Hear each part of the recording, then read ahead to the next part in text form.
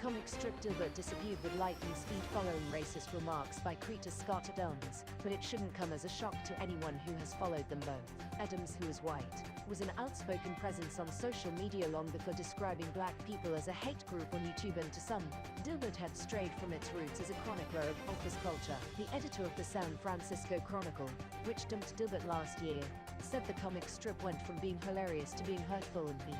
The Los Angeles Times, which joined dozens of other newspapers in dropping the comic following last week's remarks, had quietly replaced 4 of Adams' strips last year. He kind of ran out of office jokes and started integrating all this other stuff, so after a while, it became hard to distinguish between Scott Adams and Dilbert, said Mike Peterson, columnist for the industry blog The Daily Cartoonist. As individual newspapers told readers they were dropping Dilbert, the company that distributed the strip, Andrews Media Universal, said it was severing ties with Adams. On Monday, Dilbert was gone from the Go Comics site, which also features many top comics such as Peanuts and Calvin and Hobbes. Adams said Monday that the strip, which first appeared in 1989, will only be available on his subscription service on the Locals platform. Dilbert is effectively dead, Peterson said. Adams said Monday on YouTube that his distributor didn't really have a choice because clients and other cartoonists were mad. They were just forced into it, he said. On Twitter, he said his book publisher and book agent had cancelled him. The Penguin Random House imprint portfolio said it wouldn't publish Adams' book Reframe Your Brain in September, according to the Wall Street Journal. Adams has long been active on Twitter, whose CEO, Elon Musk, was among the few to publicly back him. He also blogs regularly and puts out a regular podcast on YouTube. He's attracted attention for comments he's made in the past, including saying in 2011 that women are treated differently by society for the same reason as children and the mentally disabled. It's just easier this way for everyone. He said 2016 presidential candidate Carly Fiorina had an angry wife face. Adams became a vocal supporter of former President Donald Trump, saying Trump had a hypnotist's skill in attracting followers.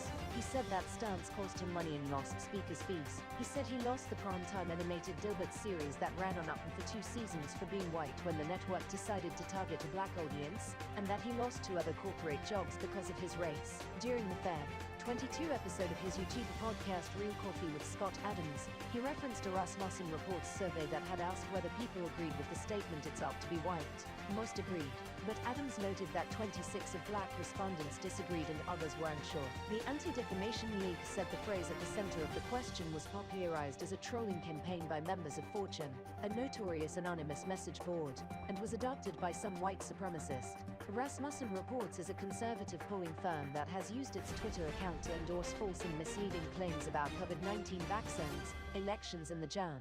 6, 2021, attack on the U.S. Capitol. Adams repeatedly referred to people who are black as members of a hate group or a racist hate group and said he would no longer help black Americans. On his podcast Monday, he called his hate group remark hyperbole, but continued to defend his advice that white people get the hell away from blacks. In announcing that Dilbert would be cut from the Kansas City Star, the newspaper's community engagement editor, Derek Donovan, said Adams' antagonistic, childishly macho persona has been a constant for years. It's not cancel culture, editor Richard Green of the Santa Rosa Press Democrat in California said.